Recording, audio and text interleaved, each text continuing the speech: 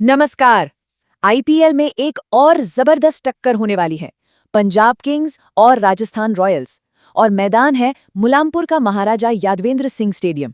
देखिए, ये मैच सिर्फ खिलाड़ियों के खेल पर ही नहीं बल्कि पिच के मिजाज पर भी बहुत ज्यादा डिपेंड करेगा। तो फिर सबसे बड़ा सवाल यही है कि भाई इस मैदान पर जीतने का सीक्रेट फॉर्मूला आखिर है क्या। आज हम इसी पहेली को सुलझाने वाले हैं, एक एक करके सारे फैक्ट्स और आंकड़ों के साथ।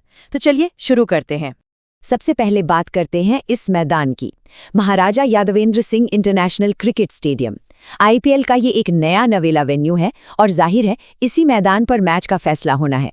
तो देखते हैं कि इस मैदान की कहानी क्या है और टीमों के लिए इसके क्या मायने हैं। तो इस पहेली का जो सबसे जरूरी हिस्सा है वो है यहाँ की पिच। हम सब जानते हैं कि क्रिकेट में पिच का मूड ही सब कुछ तय करता है। तो चलिए समझते हैं कि मुल्लामपुर की पिच को बल्लेबाजों के लिए जन्नत क्यों कहा जाता है। देखिए, ये पिच बल्लेबाजों के लिए किसी सपने से कम नहीं है। ये बनी है काली मिट्टी से, जो इसे बैटिंग के लिए एक जबरदस्त सरफेस बनाती है। और जो सबसे खास बात है वो है इसका ट्रू बाउंस, जो बल्लेबाजों को एकदम खुलकर खेलने का मौका देता है। अब ये ट्रू बाउंस होता क्या है? इसका सीधा सा मतलब है कि गेंद पिच पर पड़ने के बाद बिल्कुल उम्मीद के मुताबिक सीधे बल्ले पर आती है।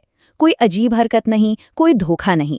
इससे होता यह है कि बल्लेबाज पिच पर पूरा भरोसा कर पाते हैं और अपने शॉट्स पूरे कॉन्फिडेंस के साथ खेलते हैं। अच्छा, अगर पिच बल्लेबाजों के लिए इतनी अच्छी है तो क्या ये गेंदबाजों के लिए एक बुरे सपने जैसी है? खैर, यहाँ कहानी में एक छोटा सा ट्विस्ट है। ऐसा भी नहीं है कि गेंदबाजों के लिए यहाँ कुछ है ही नहीं। आइए देखते हैं कि पेसर्स और स्पिनर्स दोनों के लिए इस पिच पर क्या रखा है।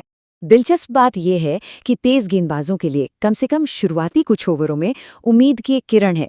नई गेंद से हवा में थोड़ी बहुत मूवमेंट मिल सकती है, जिससे वो बल्लेबाजों को परेशान कर सकते हैं। लेकिन स्पिनर्स के लिए ये पिच लगभग बंजर जमीन जैसी है। उन्हें पिच से ना के बराबर मदद मिलती है, जो उनके काम को बहुत ही ज्यादा मुश्किल बना देता है। अब बात करते हैं उस एक फैक्टर की जो इस मैदान पर गेम की पूरी स्ट्रैटेजी को पलट कर रख देता है, और वो है ओस यानी कि ड्यू। क्रिकेट में सिर्फ पिच ही नहीं बल्कि मौसम का भी बहुत बड़ा रोल होता है।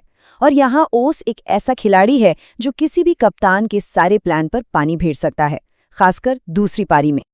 इसे ऐसे समझिए, जैसे ही शाम होती है मैदान पर ओस गिरना शुरू हो जाती है। इससे गेंद गीली हो जाती है, साबुन की तरह फिसलने लगती है। अब जरा सोचिए, एक गेंदबाज उस गीली गेंद को ग्रिप कैसे करेगा? नतीजा, गेंदबाजी करना बहुत ही मुश्किल हो जाता है और इसके उलट बल्लेबाजी करना काफी आसान।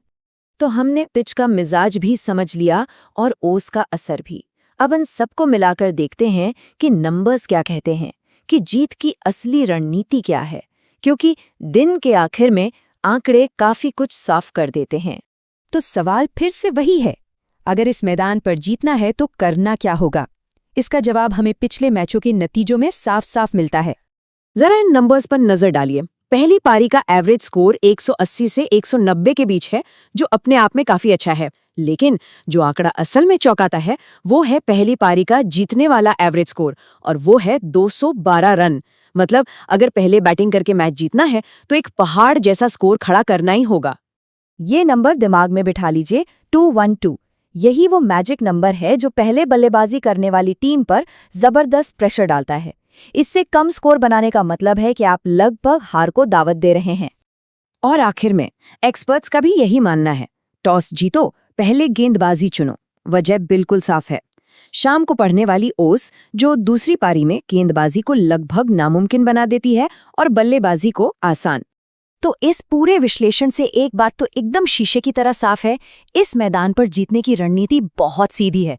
लेकिन ये हमें एक बहुत बड़े सवाल पर लाकर छोड़ देता है, अगर जीत का रास्ता इतना ही साफ है तो क्या इस मैच का नतीजा खेल से ज्यादा सिक्के की उछाल पर निर्भर करता है? सोचने वाली बात है ना?